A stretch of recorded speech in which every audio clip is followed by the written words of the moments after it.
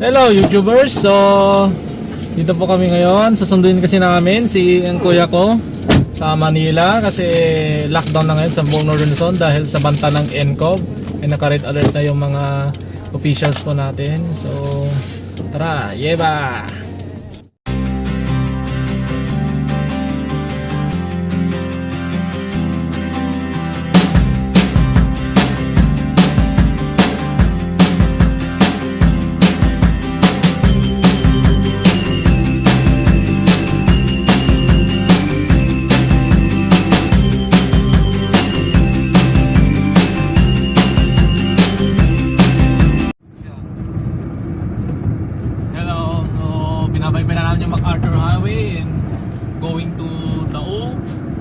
Mabilis lang po yung biyahe namin kasi karamihan ng sasakyan ngayon is nasa kanilang bahay or di biyahe yung mga public utility vehicle.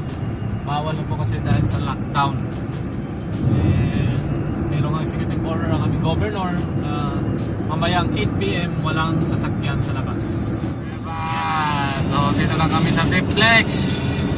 Kailangan namin habulin yung alas 8, 8 PM na curfew.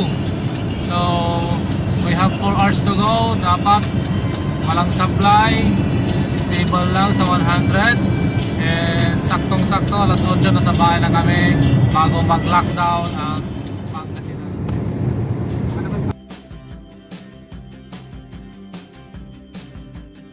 Hello YouTubers, so dito kami sa City Mall.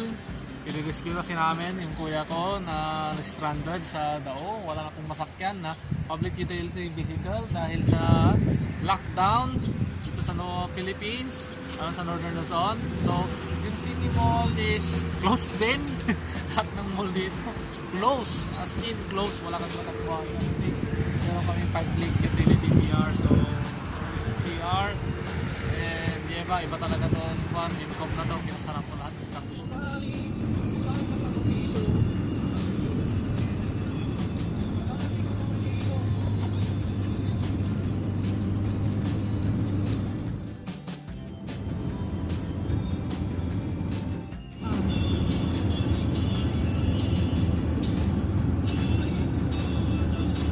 Yeba, nandito na tayo. Yeba.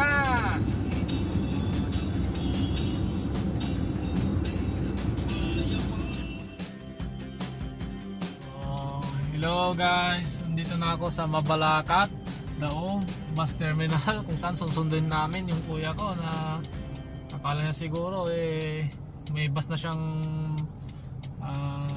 masasakyan. Here nandyan na siya, yung naka-violet, nakikita niyo yung violet, yan ang parating na. Hindi ka tagalantay. So, ang daming pasaheros dito dahil sa lockdown, wala silang masakyang sasakyan.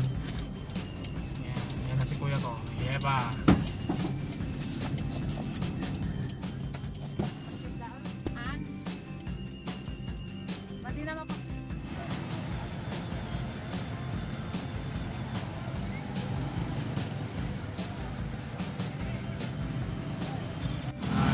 So, ang dami pong tao sa terminal, stranded, walang masakyan.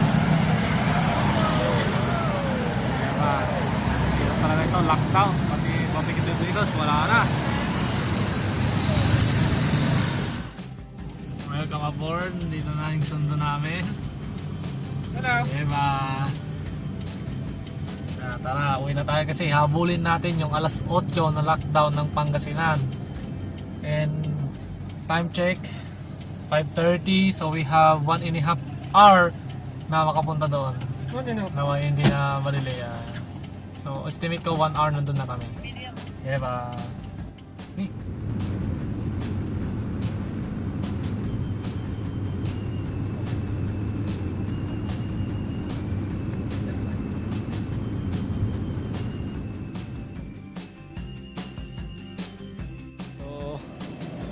Ayan, naka-exit na kami sa triplex, kaya lang yan, dahil lockdown mag-fill up kami, i-monitor, scan monitor yung temperature. May checkpoint kung exit sa NCOV.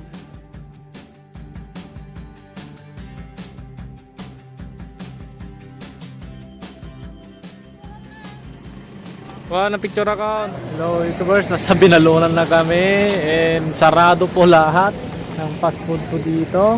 Sa Jollibee, sa McDo, sarado po sila. Karamihan po ng gasolina is sarado na rin po dito. So napadpad kami dito sa Andox. Okay, so ito lang yung open ngayong lockdown. So meron time remaining is 7:20 in the evening. So 7:20 in the evening, meron pa kaming 40 minutes. So bago mag-lockdown. Diba? Hello! So yun yung experience namin during the Northern Luzon lockdown. And mag-ingat po tayo sa banta ng NCOV. Stay safe, stay at home. Agwaliin na maghugas ng kamay. And kapag lalabas, hindi may iwasan malabas, bring your mask. And please don't forget to subscribe in YouTube channel and hit that notification button. Thank you. God bless.